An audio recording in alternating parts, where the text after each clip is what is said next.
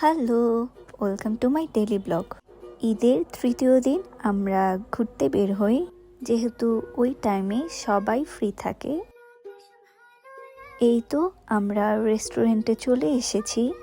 রেস্টুরেন্টটি 3 তলা ছিল, তো আমাদের আগে প্ল্যান ছিল আমরা রুফটপে বসবো।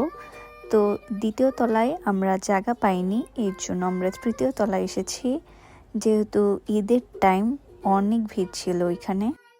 এরপর আমরা মেনুতে দেখছিলাম যে কি অর্ডার করা যায়। আমরা প্রথমে গিয়েই অর্ডার করি, যেহেতু অনেক ভিড় ছিল, খাবার দিতেও অনেক টাইম লাগবে। অর্ডার করার পর আমরা ছবি ও ভিডিও করছিলাম। এই তো আমাদের খাবার চলে এসেছে।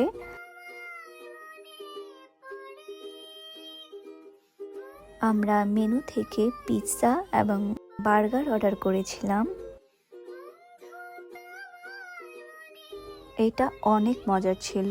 আমরা ওদের বারবিকিউ পিৎজা অর্ডার করেছিলাম। আমার বরাবরই বাইরে খেতে ও ঘুরতে ভীষণ ভালো লাগে। আসলে কোথাও ঘুরতে গেলে মন এমনি এমনি ভালো হয়ে যায়।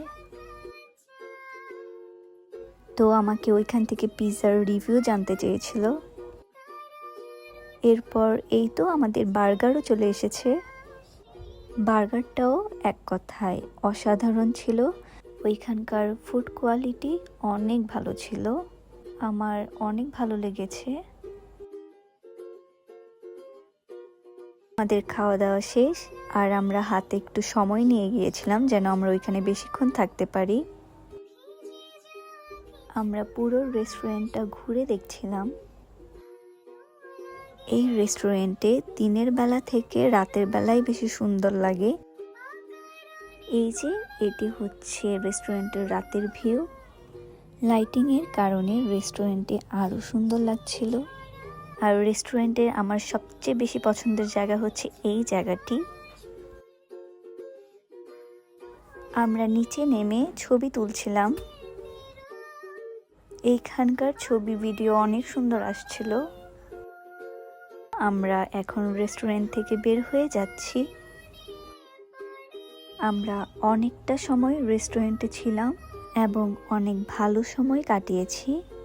এরপর আমরা সবাই মিলে প্ল্যান করি যে আমরা এখানে আইসক্রিম খাবো, যেহেতু অনেক গরম ছিল ওই দিন, আর গরমে তো আইসক্রিম বেস্ট।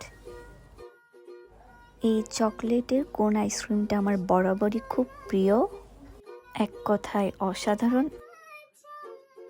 খাওয়া দাওয়া শেষ, সোনার বাংলাদেশ।